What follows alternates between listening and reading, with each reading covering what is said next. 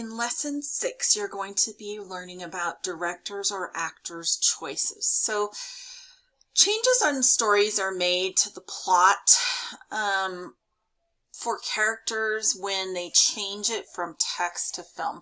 So you'll notice that, like, if you read a book and then you go to the movies to watch it, everything that happened in the book may not be in the movie, or there might be extra things in the movie that didn't happen in the book, okay? So films rely on visuals and dialogue and sometimes music to help create the mood and the message that they're trying to convey. But in writing, you can't do that. You only have word choice, right? And literary devices that you can use to convey, and dialogue, right, that you can convey those meanings in.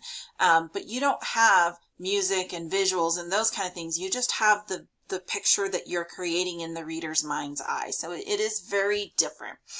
The screenplay is the script of the film, and you'll remember that we watched The Diary of Anne Frank last semester, and we had the script or the screenplay of that on an Adobe PDF file, and that includes dialogue, it includes character descriptions, it has stage directions, things that are happening in the background, or what the writer wants the actors to be doing, and the settings, what the stage should look like, or what, you know, should be where they should be when this dialogue or when this action happens, right? The people that are needed in like a visual, like a movie or play, or you know, any kind of screenplay type of presentation of this, you need casting directors, you need actors, you need a director, you need designers to design not only the sets, but you need them to design all of the clothes that everybody's wearing. Everything, every little detail is paid attention to create that mood and that message that the reader or the director wants to get across to the audience.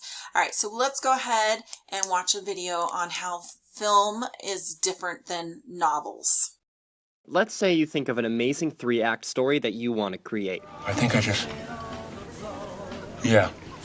I just had an idea. The first question you have to ask yourself is, what do you make? Should your story be written as a movie or a novel? It's a simple question, but the answer gets complicated because of how often stories get retold in different art forms. The majority of highest grossing and most critically acclaimed movies were adapted from novels, and many unforgettable stories became famous both as a novel and as a film. But each of these stories is presented differently depending on the medium used. So what's the difference between telling a story through a film and through a novel? What can a novel convey well that a film may have trouble with? When I was in high school, I read How to Write a Movie in 21 Days. The first chapter of the book provides an interesting thought experiment to consider the differences between a novel and a screenplay. The experiment asks you to think of a scene and write that scene both as a novel and as a movie. Consider a scene where a robber breaks into a home to steal something. In a novel, we may get the inner thoughts of the robber before the robbery. The robber and his predicament gets described to us using various literary devices. After a slight hesitation, the robber concluded he had no other option, and with a shaking hand, he lifted the hammer and smashed the window, shattering both the glass and his expectations for a quiet life free of criminal record. But alas, in an instant he became a part of the statistic. Where the novel stands out is its ability to put us in the thoughts and perspective of a character so smoothly. Of course, movies do the same thing. Movies narrate, have voiceovers, and even talk directly to the viewer, but the novel can transition from thought to action so seamlessly to the point where the vast majority of some novels can take place completely within the mind of a character, and the story can remain gripping and moving. In movies, action is more common than just thinking. Alright, you just need to calm down. We need to think for a second. We just need to think this out. Fuck thinking, we need to act! It's rare for a movie to spend the whole time narrating because it would get boring, but novels are different. Instead of showing a character, a novel completely inhabits the mind of a character and the world of the narrative. Novels can tell us how a person is feeling, tell us what something looks like or what something tastes like, in a way a movie has trouble with. Catcher in the Rye wouldn't work very well as a movie because movies are best at showing action and movement. The vast majority of Catcher in the Rye takes place inside the mind of Holden, and little action occurs as Holden ponders. So when a scene consists of nothing but Holden sitting on a train thinking, the novel is the best best method for bringing Holden's thoughts and character to life. While there are definitely good movies that showcase a character's thoughts, novels do it better. In the adaptation of The Hunger Games from novel to the big screen, the writers had to do away with a lot of what was going on inside Katniss's head because it didn't transition well to screen. When she's in The Hunger Games, Katniss has to fake a romance with Peeta to win affection from the viewers, and in the first 2 books, she constantly thinks about Gale back home and has an inner struggle about whether or not she likes Peeta or Gale. The movies almost entirely do away with this plotline in the earlier films because it's really awkward adding a love triangle to a film that has no action associated with it. Movies aren't good at thoughts, they're good at actions. The Great Gatsby film adaptation has several differences with the novel, and it capitalizes on what movies do better than books. They show. To showcase Gatsby's anxiety towards seeing Daisy, he orders a ridiculous amount of flowers for the house and hires dozens of servants to redecorate Nick's lawn. The visuals show us Gatsby's over-preparation and anxiety from seeing Daisy. The scene of him waiting for Daisy has the ever-increasing volume of the time ticking in the background as we get closer and closer to the clock. I can't wait all day.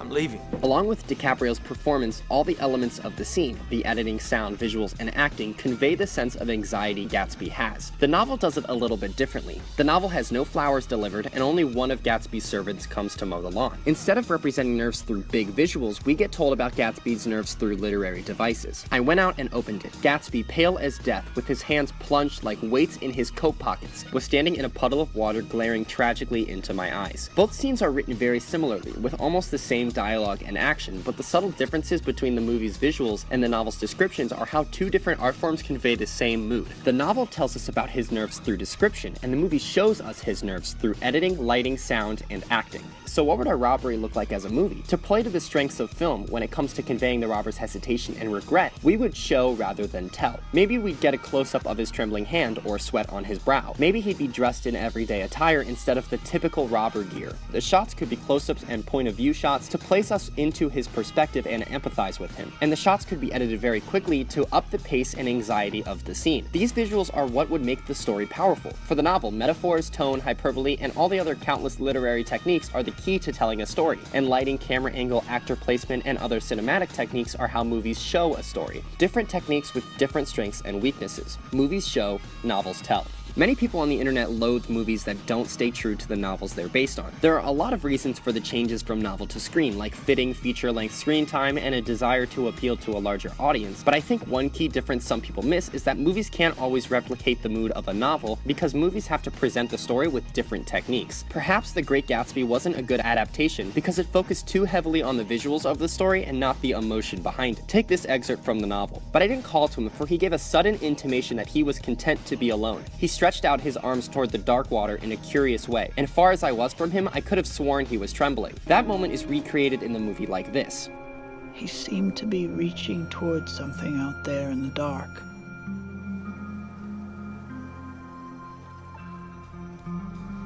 The movie doesn't come close to capturing this moment correctly. In the novel, Gatsby can be seen trembling even from a distance with both arms stretched out. It's obviously a very personal moment for Gatsby, where he looks extremely desperate, almost pathetic, with such dramatic body posture. In the movie, he just does this. No trembling, just one arm. Not embarrassing, not intimate. It's completely casual. It misses the whole point of the scene. It's supposed to be a very uncomfortable moment to see Gatsby's desperate and weak side, but the movie recreates this moment totally wrong. The movie's visuals made Gatsby look so cool and his life so dazzling that we miss how he's not just a cool rich guy with a weakness for a girl. He's actually an extremely empty, hollow failure that's anything from great. The movie's visuals, along with the modern score, made Gatsby's character much less moving and pathetic like the novel did. So sometimes the movie gets it wrong. But there are many more examples where the movie does it right, and maybe even better. What better way to show the glamour of a foreign world than to go from a world in black and white to a world in color? What better way to show a narrator dominating the scene than by having him look straight at us and introduce us to the world himself? What I'm saying is that for every poor adaptation, there are dozens of examples proving otherwise. Many stories work very well on screen and off, so I don't think movie adaptations of a book are cursed to be worse than the book. I just think that sometimes the filmmaker doesn't bring the emotion of the book onto the screen properly. So the next time you read a book or watch a movie,